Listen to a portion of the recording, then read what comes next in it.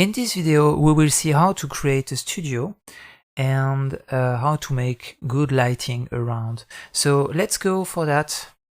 And for this, I will just go into the asset browser here, into the finished rings, and let's say I will add this ring here. Okay. So is everything well set? Oh, sorry, I did put... Yeah, this is what I wanted, actually. Yeah, it seems everything is well set, so we have everything there to have a nice render. So now we will add just an HDR lighting, just like that. Go there into the rendered view. We will go into cycles to have something better, and we will use the GPU and enable denoising, and into film just enable the transparent option just to have only the result of the image. I will just remove here the relationships outlines like this. We will just have the design and the rest here. So okay, let's go for that. Now we will add a new collection. So let's say this one is the ring. Perfect. Now we'll add a new collection, and this one will be the collection studio. So the first of all we'll add here a plane. Okay, this plane will be the background.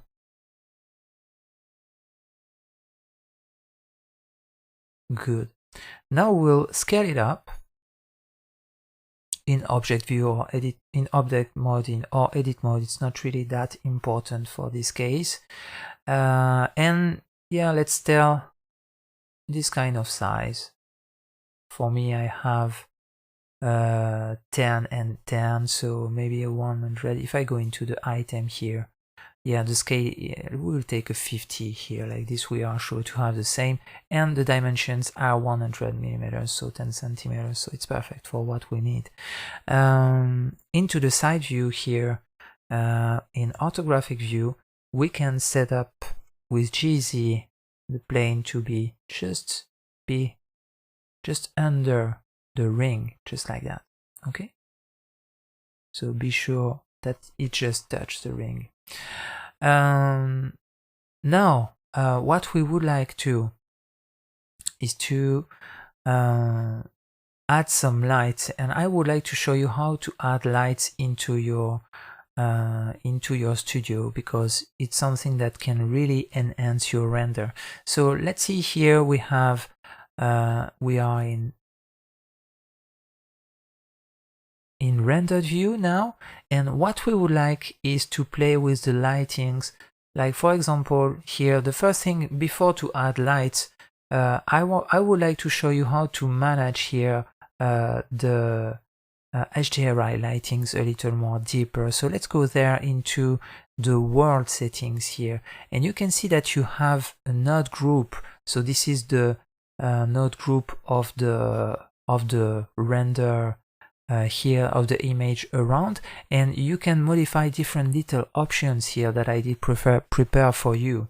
So you can see, if I come back with the image behind, just like that, let's go back here into film and put back the image behind and go into perspective view. Like this, we have the image behind, like that. So you have different things that can be managed there that are interesting to see. So the first thing is the strength, for sure. If you put 0, you have no lights at all. If you put 1, you have some lights, and it should be the normal lights when the photo were made. And if you put more, it will really put more and even too much lights, so be careful of that. Usually between 0 and 1.5 it's okay. And you have the rotation too. You can see that there is here a main light that's come from here and makes here the shadow behind our ring. And if you change the orientation, you will change only the Z axis usually to make a rotation. You can see the image that will make a rotation, and like that you will have different possibilities to add your shadow where you want. Okay, let's take another option, maybe with less main light. Maybe that one. Does it have a main light? That one? It's that one actually. Okay, so let's go with another. You have you see in that one you have other not only one main light but a few like that makes different shadows. Here you have just one. Okay, so it's interesting to play with that. Be careful to in that one we don't have that much direct shadows like that, so it's perfect for my purpose. Here you can play with the saturation as well. I did put 0.2 because I don't want the image to really make modifications here into the design. I want to really see the materials, and if you put sometimes too much saturation, like if I come back to 1 here, you can see that it will give a kind of yellowish here ambient that can disturb sometimes a render here, especially if I put like this one, let's say for example Studio Geo like this, and put the saturation at 1 on this one. You can see that we will really have a kind of yellow reflections everywhere. So here we have white gold, and it's not really like white gold. So yeah, if you put 0.2, it will give more realistic rendering for the materials that you have, and you are sure to not have too much problems with that. So this is the setting up of the HDRI, and here for our purpose I will just put a strength at 0.2, like even at 0 to start really with nothing, and I will show you now how to manage the light. So maybe I will hide everything here and come back into the solid view. Good, maybe just come back with that. Yeah, and I will add here a light. This light will be an area. We will play only with areas, but there are a few lights here. If you want more information into that, you can just play with the lights, but you can just go into my full training as well. So now I have here a main light. If I put GZ, put it over of the ring and play with the strength and everything into the lights options, we will see how it will affect the rendered here. So you can see now we have only a little of light that appears here, not a lot. So if you increase the power to 1, maybe 1 watt, it will be already far too much. So maybe 0.1. Yeah, 0.1 seems okay. You have the size here of the square, and it's important to manage because let's say if you want a shadow, really hard shadow, you will put something very little like 0.1, okay, and you will have really the shadow without any blurring or whatever on that side, so it will be a very hard shadow. If you put a big size, like for example 10, you will see that you will have something with a shadow that is very soft like that, okay? So it can be interesting to manage as well. So in that case, I will just take this lamp, and into the side view, I will just make a rotation like that, okay? Put it a little here, go into top view, put it a little there, and make a rotation like that with air to make the orientation like I want, okay? And it will make a nice shadow like this, okay? So it can be interesting to manage that. You can just add here and duplicate another lamp with a kind of little different orientation, and it will change and make something interesting as well, okay? So we have already something good now. What I would like is to add another one, a last one, and this one I will duplicate it and put it there. I will make Alt-R to remove any rotation into that. Into the top view, I will put it there. Into the front view, I will put it here. Same height as the ring, like that, and make a rotation like this to have this kind of setting here. So we can see now more light into that place, so it's more interesting. Maybe just a little higher and a little rotation like that will make a better lighting for all this part that was a little hidden. So now you can see as reflections that we have really only the black here that appears, and it comes from the world that is totally black because the Studio JWall here it's at 0. So if I come back to the node group here and put it with a strength between 0 and 0.5, not too far, 0.3 maybe should be enough, just to add some more reflections into the design and play with the studio that you want actually. So maybe I will just have a few options. This one I like it, put it not too strong, 0.2 will be good, and like this you will have the possibility to have the two lightings, the two main lightings mixed. So let's say for example if I hide all the lights just like that with H, you can see here I have only the lighting of my studio. That is not bad, but maybe I would like to add to manage the shadow how I want and everything. So I will make Alt H, and if I now just scale that into 0.1 and this one as well at 0.1, we will have a nice shadow that appear at that time there, and you can really manage that how you want. So this is the basics, and after you just have to play with the settings here. So let's say I will put it at I will come back to 1, let's say, and 1 to that one as well, and like that we'll have something a little softer.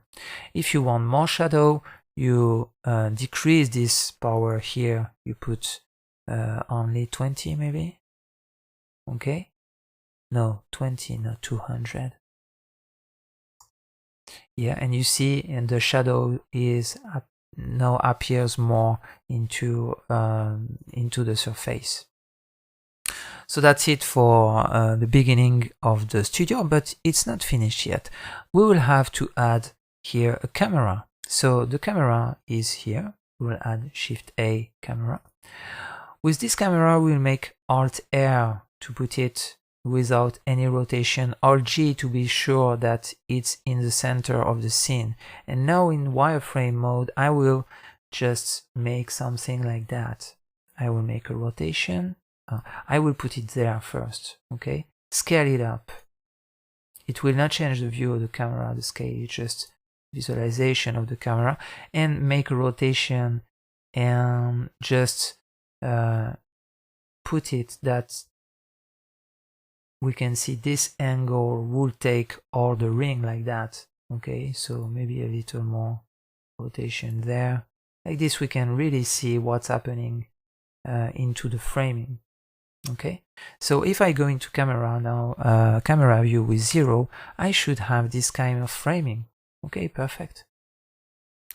Now I would like a last thing to appear. It will be to manage the camera system. Like if, for example, I would like to change the frame, I would like to have an empty in the center. Okay. This empty will be a cube, and this cube will put it a little, make it a little bigger like that. So it will not appear into the render in the end. It's just an object that we will use as a target. And now we will add here a constraint to the camera. And this constraint is a track tool. So just follow the steps. It's easy to manage. You just select the target here and select the empty, just like that. now if you move the empty, you can see the camera that will always follow the empty. Like this, it's very easy to frame an image. Like for example, if you are in camera view now, numpad 0, you select the empty that I will that you can rename framing, for example, okay? And you can play with this object to center the framing where exactly you want, okay?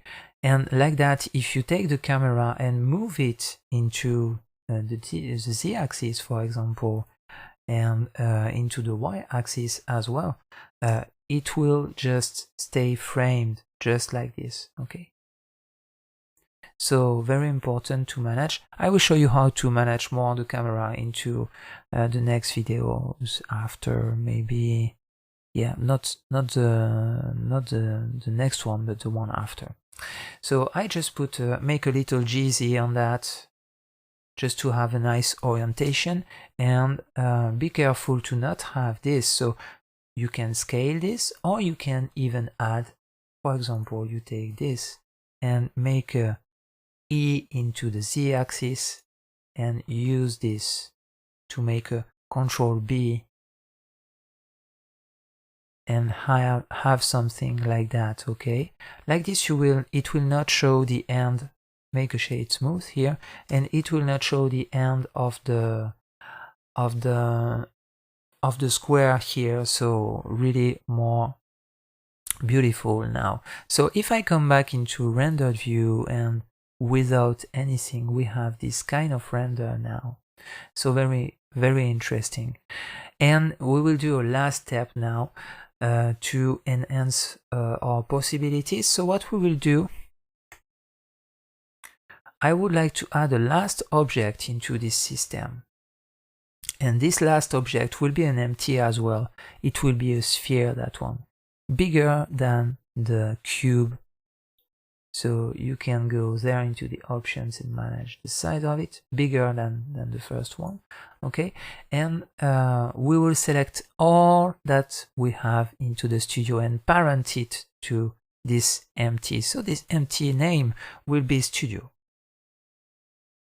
So what it makes more mainly, so when you parent an object to another, the first one will always follow and keep a relation with the second one. So to make a parent, you select a first object, select a second object, and make Control P to set parent to the object, okay? So now if I move this one, this one will move as well. If I scale this one will move. If I make a rotation, this one will move as well.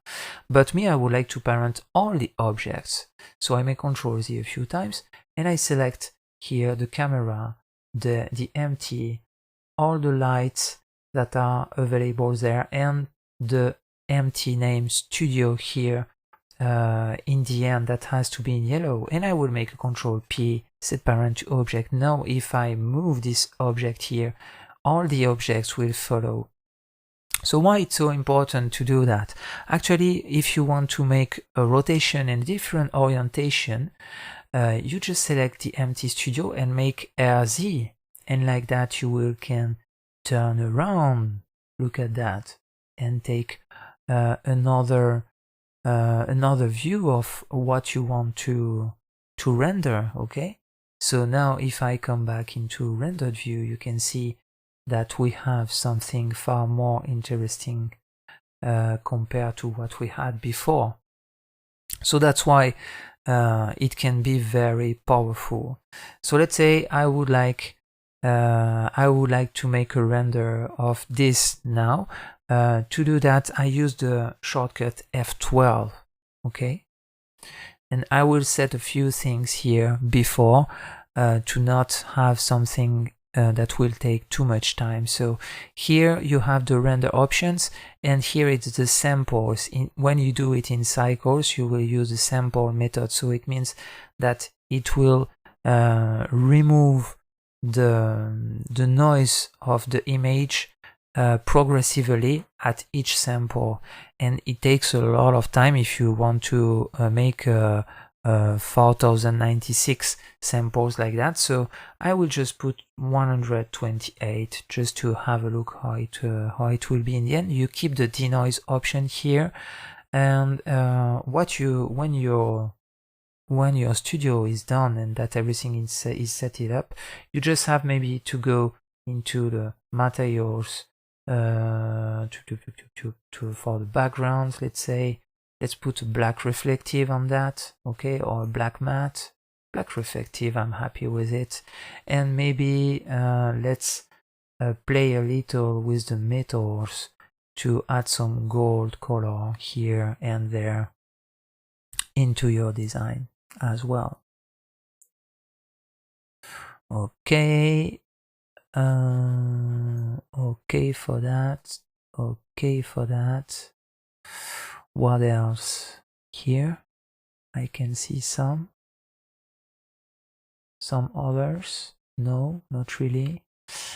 And for the rest we keep everything like that. So now we have different design. If you want to make a render of this, you just have to make F12 now, and it will give you a nice render of the scene. Okay, so you can increase the light if you want. I will show you how to make the gems a little better into the next video by setting up some material. So you did see it didn't take long for my case. Maybe I can increase a little the samples to have a better quality, like 512 might be a good number for us. And we make F12, you can see that it takes more samples, so more time to come in the end. And now we have the result here in the image.